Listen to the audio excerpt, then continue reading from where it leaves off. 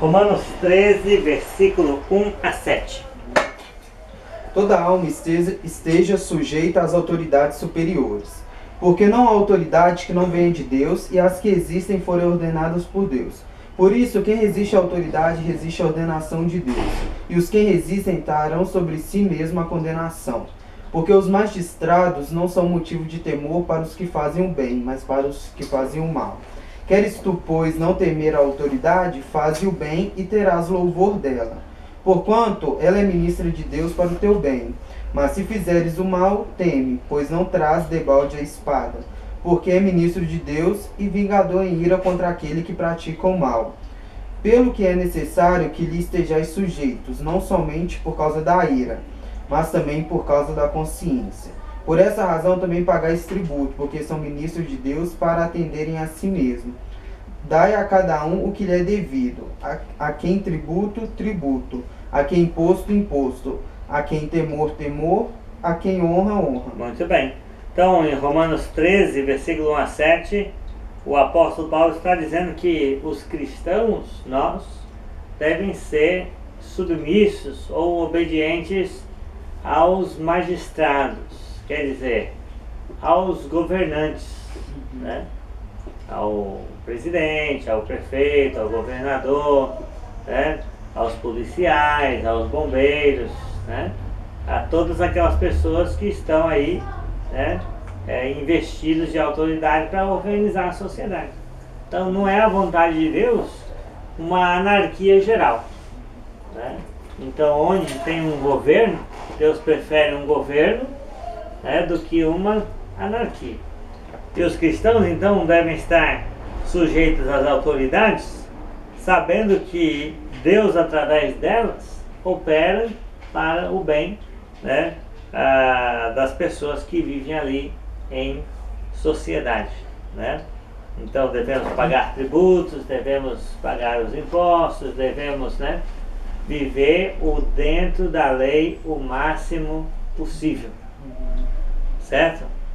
Então é inadmissível um cristão, né, achar que ele não deve, né, submeter-se às leis, fazer tudo certinho, né, perante o governo. Muito pelo contrário, ele deve fazer certinho até para não ter reprimendas do governo, né, das autoridades, para que ele possa mostrar que ele realmente faz o que é certo, né? Então o espírito cristão é um espírito submisso e submisso também às autoridades, certo?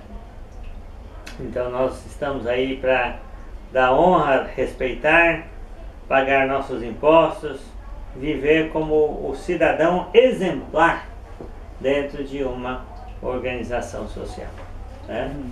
Muito bem. Vamos ler Efésios 6, 5 a 8. Efésios 6, 5 a 8. Vós, servos, obedecei a vossos senhores segundo a carne, com temor e tremor, na sinceridade de vosso coração, como a Cristo, não servindo somente à vista, como para agradar os homens, mas como servos de Cristo, fazendo de coração a vontade de Deus.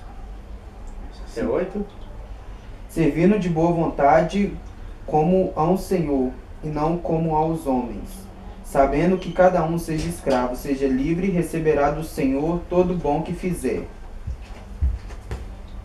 Muito bem, vamos ler Colossenses 3, 22 a 25. Colossenses 3, 22 a 25. Vós, servos, obedecei em tudo a vossos senhores segundo a carne, não servindo somente à vista como para agradar aos homens, mas em singeleza de coração, temendo ao Senhor. E tudo quando fizerdes, fazei de coração como ao Senhor e não aos homens, sabendo que do Senhor recebereis como recompensa a herança, servir Cristo o Senhor. Pois quem faz injustiça receberá a paga da injustiça que fez, e não a acepção de pessoas. Muito bem. Vamos ler Tito 2, 9 e 10.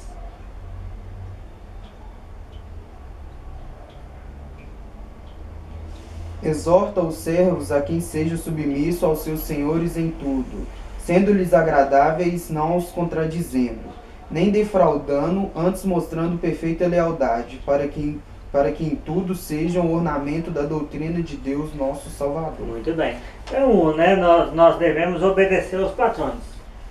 Né? Então, o cristão, além de ser o melhor cidadão que um governo pode ter, leal, patriota, respeitador das leis, dos bons costumes, pagador de impostos, ele também vai ser o melhor funcionário que aquela empresa vai ter. Né? Então ele vai fazer o trabalho dele, vai respeitar os patrões, não vai roubar, né? Não vai trabalhar só na vista do patrão, vai ser o mesmo quando o patrão não estiver olhando, né?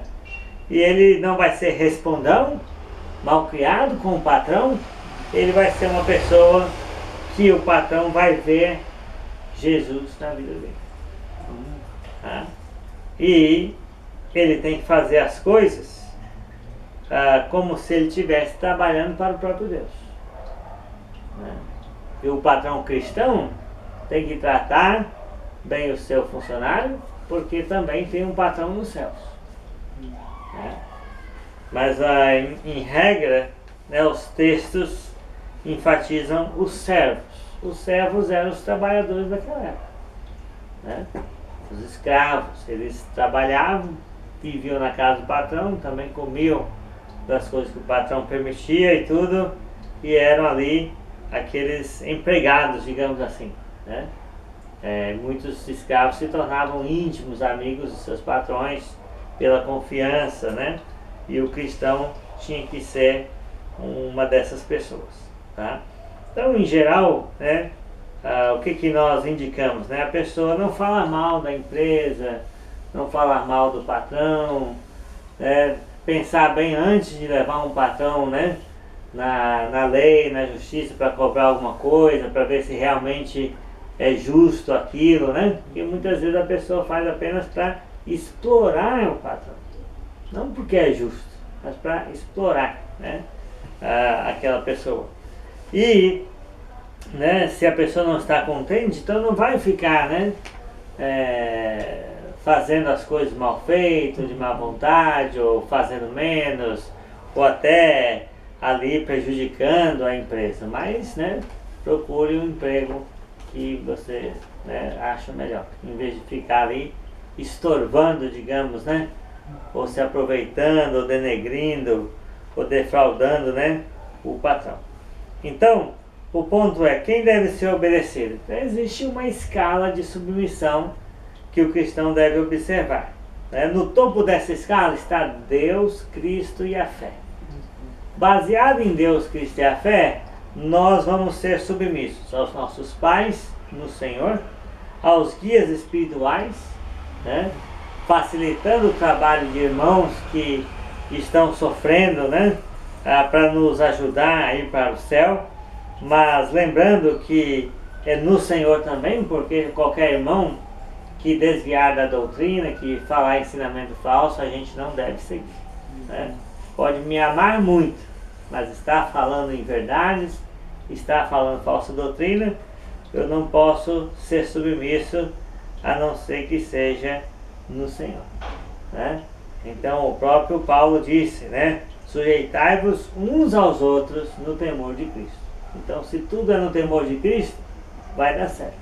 Mas se alguém não está temendo Cristo mais e está querendo, né, nos desencaminhar, então não devemos obedecer a pessoa nenhuma que se diz guia espiritual no seu descaminho. Devemos obedecer aos governantes, claro, as leis que regem o país. E agora, se uma lei ou um governante ou uma conduta da sociedade, dos governos, vão atacando diretamente a nossa crença, a nossa fé, né? Então aí nós vamos ter que continuar com a nossa fé em detrimento da obediência aos governantes. Né? Então obedecemos sim os governantes em tudo que for justo e no Senhor também. E obedecemos os patrões, né? Estamos ali para cumprir uma função, né? Para trabalhar, não para mentir para o patrão, não para participar de falcatrua do patrão, da empresa. Nós estamos ali para cooperar com desvio de verbas da empresa ou com qualquer coisa errada. Estamos ali para ser o melhor funcionário que a empresa tem. Mas quando a empresa nos força a fazer algo contra a vontade de Deus, ou o patrão, ou a patroa, infelizmente não há como negociar, né? Então Deus, Cristo e a fé devem ser obedecidos em primeiro lugar, e depois, e baseado neles, os pais, os guias espirituais, os governantes e os patrões. Amém? Vamos ler Romanos 6, 12 e 13.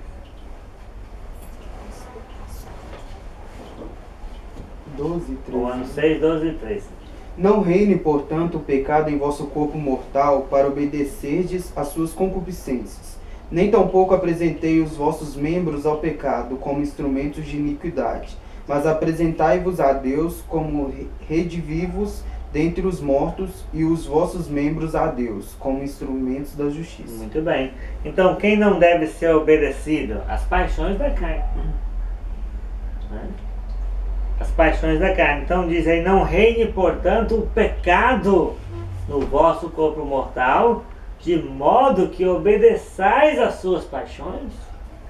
Pelo contrário, como ressurreto dentre os mortos, né, vamos servir a Deus e usar o nosso corpo como instrumento da justiça. Amém? Então nós não devemos obedecer às paixões da carne. A carne vai querer, né, aproveitar desse mundo, né?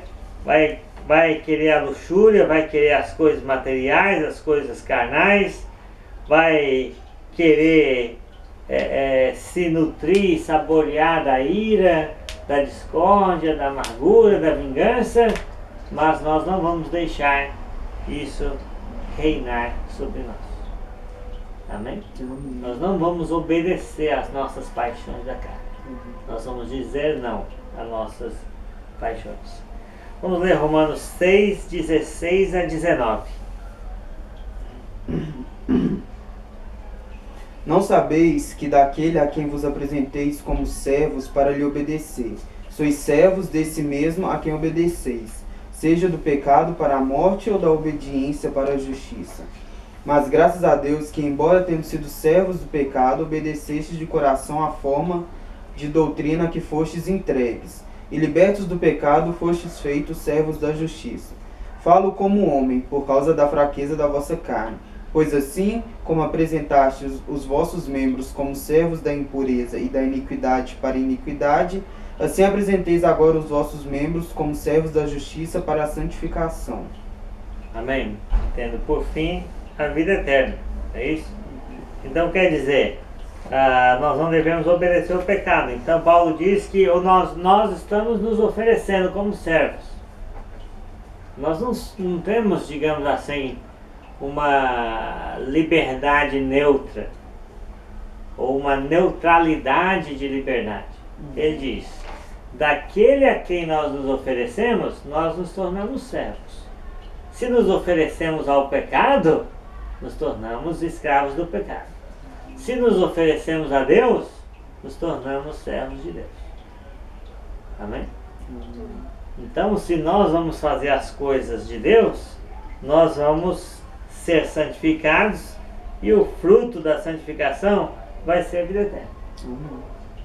Mas para isso nós devemos obedecer. Note bem a palavrinha mágica, né? Versículo 17. Obedecer de coração a forma de doutrina que fostes entregues. Então existe uma forma de doutrina. As denominações estão dizendo sempre, não importa a doutrina, né? Mas aqui existe o quê? A forma de doutrina a que nós nos entregamos. Então eu não crio a doutrina, eu me submeto à doutrina. Eu não escolho a doutrina, eu me entrego a ela. E ela já está estabelecida por Deus, que é o Evangelho. Então não tem como agradar a Deus sem obedecer de coração a forma de doutrina a qual nós estamos entregues. Amém? Então, nós não devemos obedecer de modo nenhum as paixões da carne, o pecado, né, como servos da iniquidade. Vamos ler 1 Timóteo 4, versículo 1. 1 Timóteo 4, versículo 1. Mas o Espírito expressamente diz que em tempos posteriores alguns apostatarão da fé, dando ouvidos a espíritos enganadores e a doutrinas de demônios. Muito bem. Então, olha só, aí diz dando ouvidos, né? A versão atualizada diz obedecendo a espíritos enganadores e a ensinos de demônios, né? Então é importante a gente entender que a arma de Satanás é modificar a sã doutrina. Diz aí, o Espírito afirma expressamente que nos últimos tempos alguns apostatarão da fé. A fé é a doutrina, é a sã doutrina, é a forma de doutrina que fomos entregues, é o Evangelho. Bem, mas as pessoas vão desviar da fé, elas vão apostatar da fé, elas vão sair daquele cristianismo, daquele padrão original. Por quê? Porque elas vão seguir não o Espírito Santo, não um só Senhor, uma só fé, um só batismo, não a doutrina dos apóstolos, mas vão obedecer quem? Espíritos enganadores e ensinos de demônios. Lembrando, né, que a palavra espírito pode ser feita também homens enganadores, pessoas que gostam de enganar, né? Espíritos enganadores e ensinos de demônios, ou seja, a inspiração da falsa doutrina não vem de Deus, mas vem dos demônios, né? Então nós não devemos obedecer outra doutrina, senão, né, o que está escrito no Novo Testamento, porque senão nós estaremos obedecendo espíritos enganadores e ensinamentos de demônios. Então quem não deve ser obedecido? As paixões da carne, o pecado, espíritos enganadores e ensinos de demônios. Amém? Vamos ler Mateus 6, 25 a 34. Mateus 6, 25 a 34. Por isso vos digo, não estejais ansiosos quanto à vossa vida, pelo que haveis de comer ou pelo que haveis de beber, nem quanto ao vosso corpo, pelo que haveis de vestir. Não é a vida mais do que o alimento e o corpo mais do que o vestuário? Olhai para as aves do céu, que não semeiam, nem ceifam, nem ajuntam em celeiros, e vosso Pai Celestial as alimenta.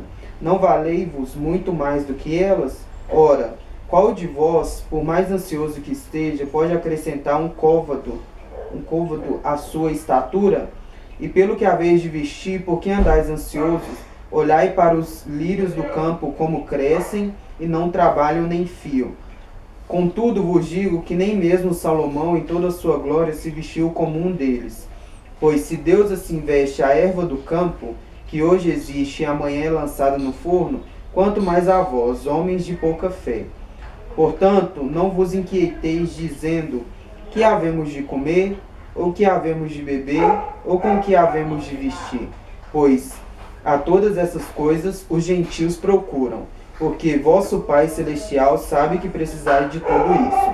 Mas buscai primeiro o reino de Deus e a sua justiça, e todas essas coisas vos serão acrescentadas. Não vos inquieteis, pois, pelo dia de amanhã, porque o dia de amanhã cuidará de si mesmo. Basta cada dia o seu mal. Muito bem. Então, por que nós devemos obedecer? Diz aí, buscar em primeiro lugar o reino de Deus, a vontade de Deus para a sua vida. E todas estas coisas, né? Comida, né? O alimento diário, a vestimenta, as coisas básicas, não vai nos faltar. Amém? Então, se nós queremos as bênçãos físicas de Deus, nosso caminho é a obediência e ficar tranquilo, sem ansiedades. Amém? Vamos ler 1 João 3, 22. 1 João capítulo 3, versículo 22. E qualquer coisa que lhe pedirdes, dele a receberemos, porque guardamos os seus mandamentos e fazemos o que é agradável à sua vista. Muito bem. Então, por que nós devemos obedecer? Além de nós queremos as bênçãos físicas de Deus, nós queremos também resposta às nossas orações, né? Então, quando nós somos pessoas obedientes a Deus, nós vamos orar e nós vamos ter certeza de que Deus vai nos atender.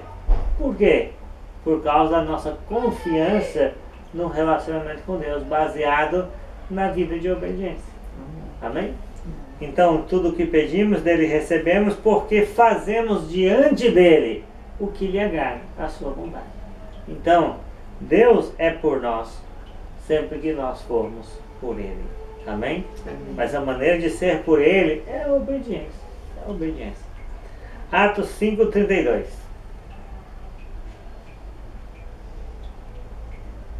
Atos 5:32.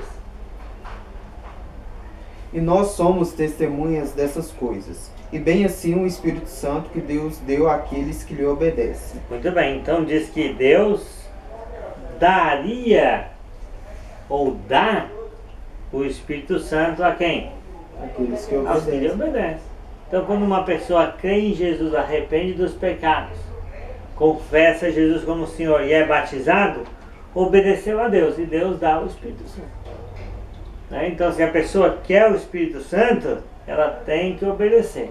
Amém? Amém. E se ela quer ser cheia do Espírito Santo, ela também tem que continuar uma vida de obediência plena ao Senhor. Amém? Amém. Então nós queremos as bênçãos físicas de Deus, queremos resposta às nossas orações, queremos o Espírito Santo no batismo e mais depois que ele nos encha, e para tudo isso a gente deve estar obedecendo a Deus.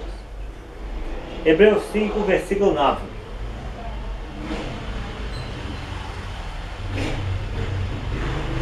E tendo sido aperfeiçoado, veio ser autor de eterna salvação para todos os que lhe obedecem. Muito bem. Então muitas pessoas querem ser salvos, né? Mas as pessoas não querem obedecer. O mundo vive na ilusão de que Deus pode até salvar sem a pessoa obedecer. A pessoa não fez nada do que Deus quer, viveu como quis, fez o que quis, e no final ela se acha boazinha e quer a salvação. É assim que funciona? Não. Jesus foi obediente até a morte, morte de cruz, e ele é o Salvador só de quem age como ele, só de quem obedece, né? Ele é o autor da salvação eterna para todo, sim, todo que crê, não, todo o que lhe obedece, né? A crença no sentido bíblico inclui uma obediência irrestrita à vontade de Deus. Então, se nós queremos a salvação, nós temos que obedecer e continuar obedientes. Não tem outra maneira. Amém? Vamos ler João 15, 9 e 10. João 15, 9 e 10. Como o Pai me amou, assim também eu vos amei, permanecei no meu amor. Se guardardes os meus mandamentos, permanecereis no meu amor. Do mesmo modo que eu tenho guardado os mandamentos do meu Pai e permaneço no seu amor. Muito bem, então Jesus é o exemplo. Ele guarda o mandamento do Pai e os dois têm um relacionamento íntimo de amor, de pai e filho, unidade espiritual. Se nós queremos permanecer no amor de Jesus, qual que é o caminho? Guardar os mandamentos dele. Se vocês guardarem os meus mandamentos, vocês permanecerão no meu amor. Então uma coisa é iniciar o relacionamento de amor com Jesus. Isso se inicia pela obediência. Mas permanecer que é o mais importante. Muita gente inicia, muita gente começa, muita gente batiza. Eu fui batizado, o irmão me batizou, graças a Deus, e eu já batizei muitas pessoas, graças a Deus por isso. Mas o que eu fico feliz de ver é os que permanecem, é os que estão ainda em Cristo, apesar dos anos, apesar dos batalhas, apesar do sofrimento, estão ali envelhecendo em Cristo, fazendo a vontade dele, guardando o mandamento dele, permanecendo no amor dele. Né? Então as pessoas, se você perguntar para alguém, você ama Jesus? Muita gente vai até dizer que ama, eu amo Jesus. Mas se você perguntar para a pessoa, você está guardando os mandamentos de Jesus? Então a pessoa vai, né, engasgar e vai reconhecer que não está guardando os mandamentos de Jesus. Então qual é a verdade? A pessoa não ama Jesus, né, e não está no amor dele. Né? Minha mãe falou que você me ajuda a ficar com a Sofia. Agora? Depois vai acabar aqui, tá? Não, já foi. Então fica lá com ela, depois eu vou lá. Muito bem. Então, né, então por que nós devemos obedecer? Porque nós queremos as bênçãos físicas de Deus, queremos respostas às nossas orações, queremos o Espírito Santo, a salvação, e queremos permanecer no amor de Jesus. Eu quero realmente, né, saber que Jesus está me amando.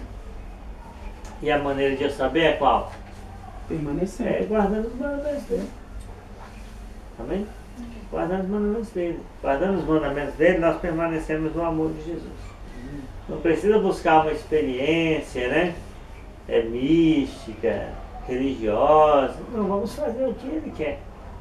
E aí você sabe que esse amor perdura na sua vida. Vamos ler 1 João 2, 3 a 6. 1 João 2. 1 João 2, 3 a 6. E nisto sabemos que o conhecemos, se guardamos os seus mandamentos.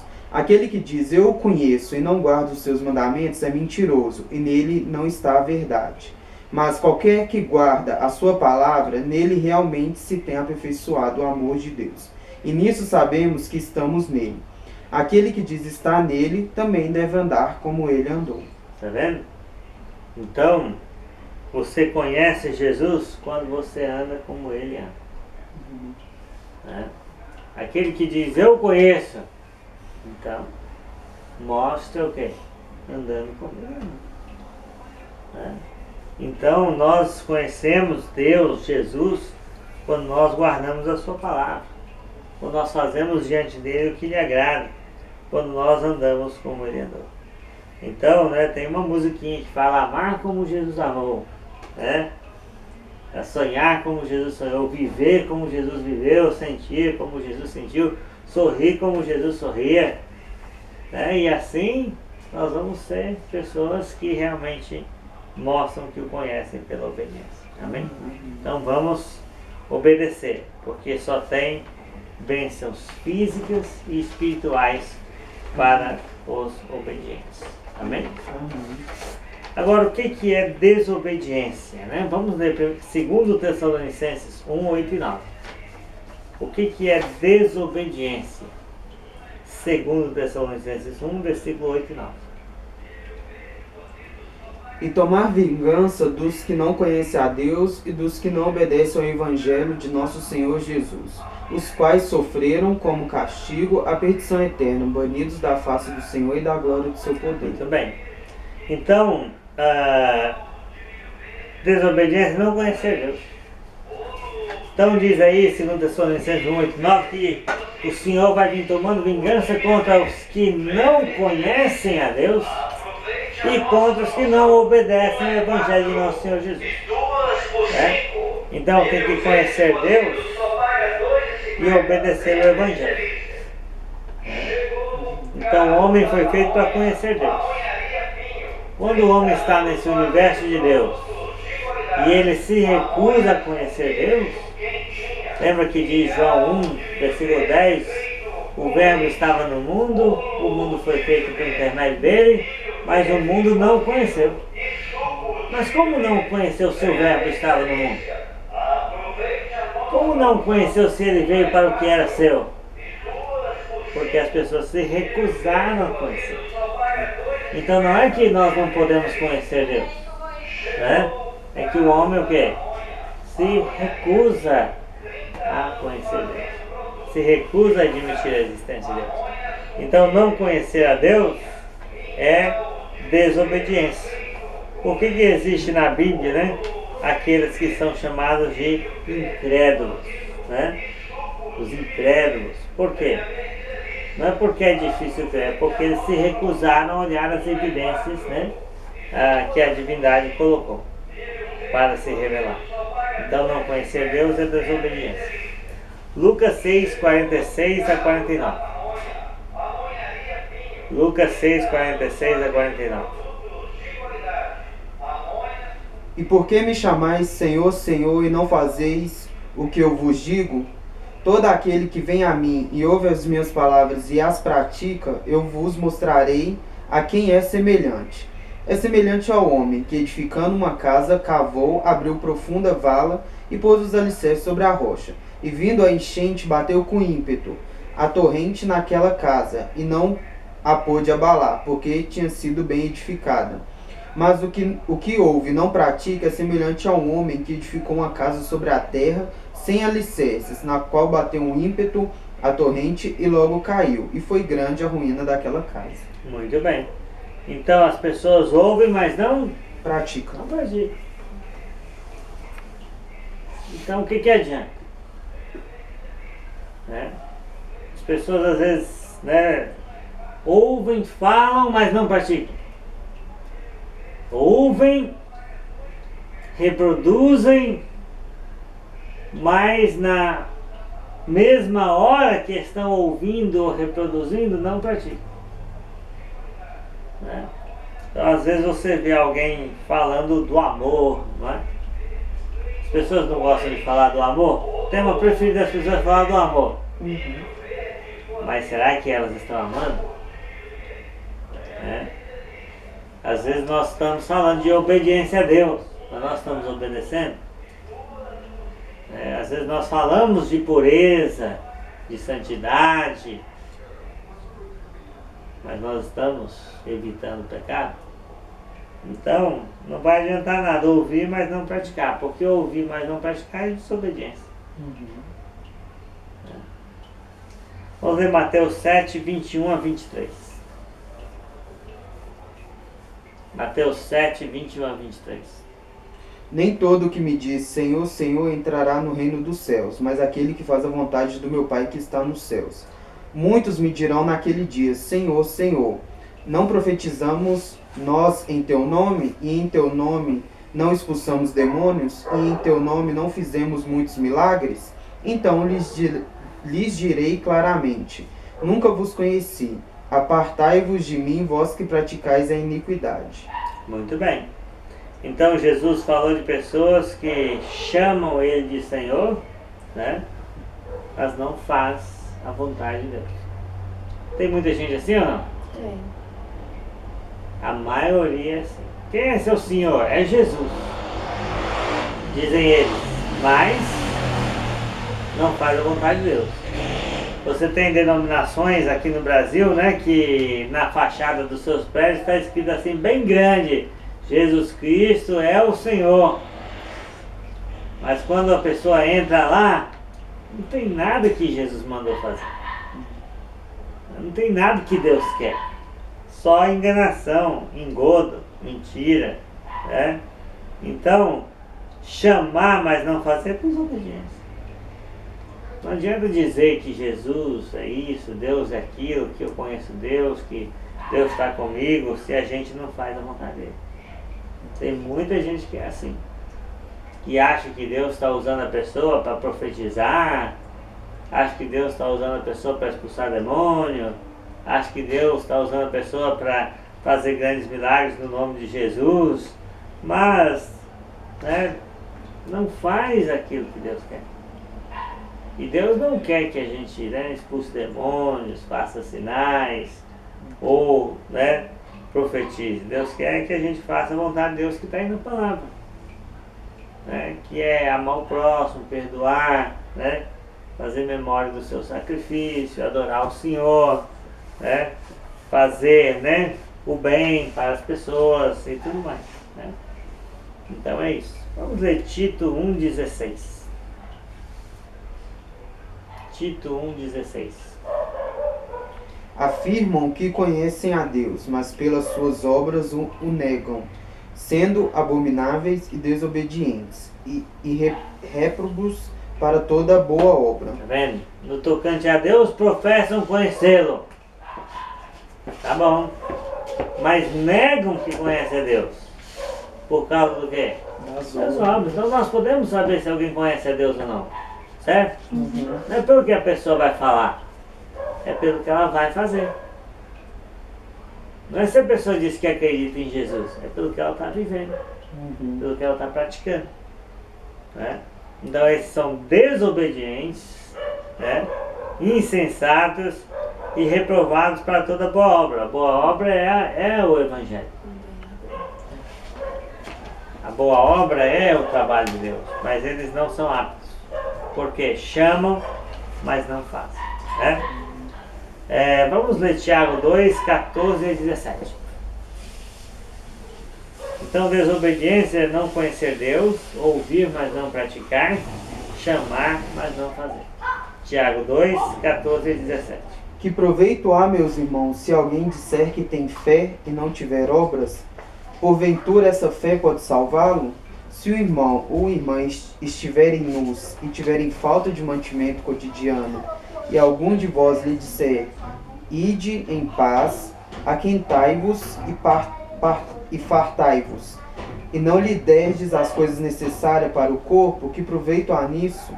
Assim também a fé, se não tiver obras, é morta em si mesma. Muito bem. Versículo 24. Vedes então que é pelas obras que o homem é justificado e não somente pela fé. Muito bem. Então, desobediência é fé sem obras. Né? Então, a gente tem que fazer as coisas que mostram realmente a nossa fé. Né? A fé sem obras é inoperante. A pessoa diz que acredita em Deus, confia nele, tem grande fé, mas no dia a dia não pratica as coisas que Deus quer, é desobediente. Então a fé sem obras é inoperante. Uma pessoa não é justificada só pela fé. A fé tem que ter obras de amor. A fé tem que ter obras de obediência. E não obras Por quê? de mérito, né? Não obras de mérito. Ninguém está fazendo nada para ser bom, né? Porque todos nós somos pecadores, né? Mas estamos fazendo algo que Deus quer que nós façamos. E nós queremos agradá-lo. Quando nós não fazemos aquilo, nós desagradamos a Ele. Né? Nós desagradamos Ele, que tem um relacionamento conosco, que quer agir através de nós para abençoar a vida de outras pessoas. Né? Então, fé sem obras é morte. Fé sem obras é desobediência. Vamos ver Apocalipse 2, 4 e 5. Tenho, porém, contra ti que deixastes o teu primeiro amor.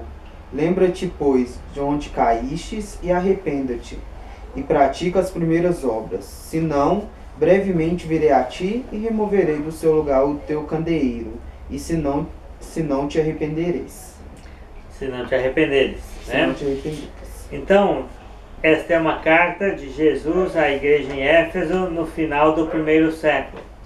A igreja havia sido obediente, amorosa, fiel à sã doutrina, mas agora ela estava, né, sem um zelo espiritual correto diante de Deus, estava sem aquela paixão inicial por Cristo, e ele diz: tenho porém contra ti que abandonaste o teu primeiro amor. Né? Então às vezes as pessoas fazem as coisas, mas às vezes fazem as coisas por obrigação. Né? Então é mais ou menos assim, nós vamos no culto todo domingo, mas sem alegria, sem ânimo, chegamos atrasados, né? Achamos demorado, né? Mas nós estamos lá fazendo todo domingo. É assim que Deus quer? Não, Ele quer tudo de coração. Ele quer tudo com fervor, com alegria, com a motivação certa. Então nós não podemos fazer as coisas espirituais com a mente carnal. Né? Se eu estou aqui ensinando vocês pela, né, 10ª e lá vai vezes, né? Tem que ser com o mesmo amor que eu ensinei né, desde os meus 15 anos de idade. Né? Porque senão, se eu começar a fazer as coisas mecanicamente, né, por obrigação, por dever, né, então esse relacionamento com Deus ele vai esfriando. Né? Eu já começo a não ver mais meu Deus como Pai amoroso, né, mas como aquele que está me instigando a alguma coisa. Né? Então daqui a pouco ele vai dever alguma coisa para mim que eu estou fazendo tudo o que ele quer mesmo, na marra. Então não é assim. Jesus falou: tenho, porém, contra ti que abandonaste teu primeiro amor. Arrependa-te e volta à prática das primeiras obras. Então como é que uma pessoa faz as coisas quando ela se converte no princípio? Com alegria, com amor, com dedicação, cantando, sempre alegre, né, disposto a tudo para Deus. E assim tem que ser a nossa vida toda. Não existe segundo amor. Existe só o primeiro amor, que não pode morrer e vai crescendo cada dia mais. Amém? Então eu preciso amar Cristo mais hoje do que há 20 anos atrás, quando eu fui batizado. Né? Porque o amor verdadeiro, com o tempo, ele cresce. A paixão esfria. Mas o que Deus quer é um amor genuíno e contínuo. Amém? Então não vamos abandonar o primeiro amor, porque abandonar o primeiro amor é desobediência. Né? Então, né, é aquilo, nós temos irmãos que não vou, estou desanimado, não estou bem, estou muito ocupado. Será que não estou abandonando o primeiro amor? Às vezes as distâncias são tão curtas para congregar, para estar com os irmãos, para adorar a Deus, né? E a pessoa às vezes não vai. Por que será? É porque às vezes está deixando de amar Jesus como no princípio. Então, nós não possamos cair nessa desobediência. Amém? Segundo Pedro 2, 20 a 22.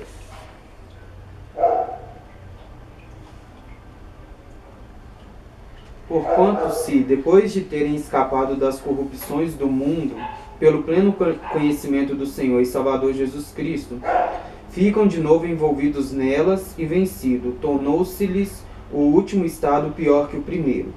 Porque melhor lhes fora não terem conhecido o caminho da justiça do que, conhecendo, desviaram-se do santo mandamento que lhe fora dado.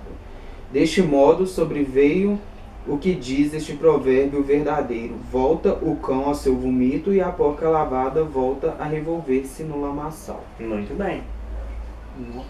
Então, né, o que nós queremos ser?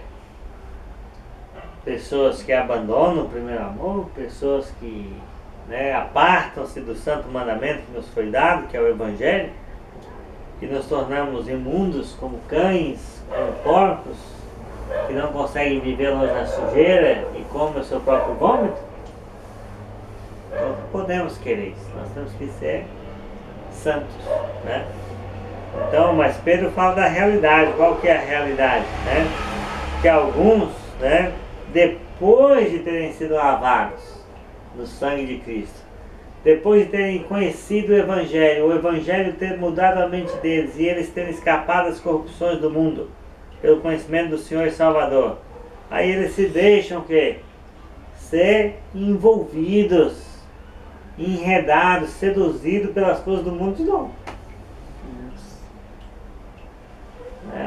E aí vai apartando-se do santo mandamento que foi dado. E aí como é que essas pessoas são comparadas? Né? São comparados a animais imundos. Né? O cão e o porco para o judeu eram animais imundos, porque estavam sempre mexendo com coisas sujas, com coisas imundas. Né? Né, então o castigo do cristão afastado vai ser bem pior. Né? Nossa. Então Pedro diz aí: melhor lhes fora nunca tivessem conhecido o caminho da verdade, do que após conhecê-lo voltarem para trás. apartando-se do santo. Mas a pessoa faz isso, né? Por quê? Porque vira falso profeta, porque segue falso ensino, porque realmente, né, não quer seguir simplesmente a palavra de Deus, né? Então vamos evitar abandonar o primeiro amor. Amém? Provérbios 14, versículo 12. Provérbios 14, versículo 12. Há um caminho que ao homem parece direito, mas o fim dele conduz à morte. Muito bem. Então, seguir o caminho do homem é desobediência. O homem acha que é aquele caminho. Ele acha que a sua conclusão está certa. Mas isso, ele só vai descobrir o quê? No final. Que vai dar onde? Vai dar na morte. Então é muito triste algumas pessoas, né, quererem descobrir se estão no caminho certo ou não só no final. É a pessoa que gosta de surpresas. Eu vou seguir isso aqui. Se eu estiver errado, eu vejo com Deus lá no final. Nossa. As pessoas já falaram para mim isso. Eu tentando ensinar a verdade, a Bíblia, e a pessoa falou, minha religião é essa, eu sei que você não acredita, eu também não vou estudar a Bíblia com você não, lá no final a gente vê quem estava certo e quem estava errado. Mas será que Deus deixou a palavra escrita aí para que nós pudéssemos ter dúvidas?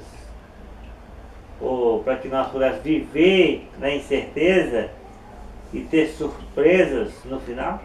Surpresas desagradáveis? Claro que não. Então há caminho que para o homem parece direito, mas no final é a morte. O homem formula frases até bonitas, mas não tem nada a ver com a vontade de Deus. O pessoal fala assim do homossexualismo, por exemplo, que lindo, tudo é o amor, a coisa mais bonita no mundo é a tolerância. Parece fino, né? É caminho que para o homem parece direito, mas no final é o caminho da morte. Então são as filosofias, as vãs sutilezas que o homem faz. É a retórica, a maldita retórica que engana os homens, falando e torcendo os pensamentos com palavras. Então há caminho que para o homem parece direito, mas no final é o caminho da morte. Não seguir o caminho do homem é desobediência. Vamos seguir o caminho de Deus, que aí você sabe que vai dar na vida. Amém? Tiago 4, versículo 4. Tiago 4, versículo 4. Infiéis, não sabeis que a amizade do mundo é inimizade contra Deus? Portanto, qualquer que quiser ser amigo do mundo, constitui-se inimigo de Deus. Muito bem. Então disse, adúlteras, infiéis. Então como é que uma pessoa pode ser adúltera, espiritual?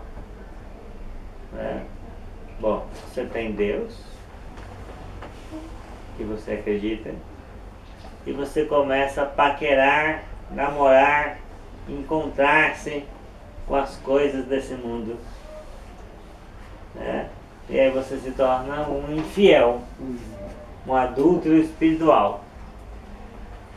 Você quer ter amizade com o mundo, mas você vai se tornar inimigo de Deus. Então a pessoa quer ser amigo do mundo no sentido de estar bem com o mundo. Eu não vou ter perseguição, não vou ter problema, ninguém vai pegar meu pé, e eu vou fazer o que eles querem, não vou contradizer, porque o mundo tem que me aceitar.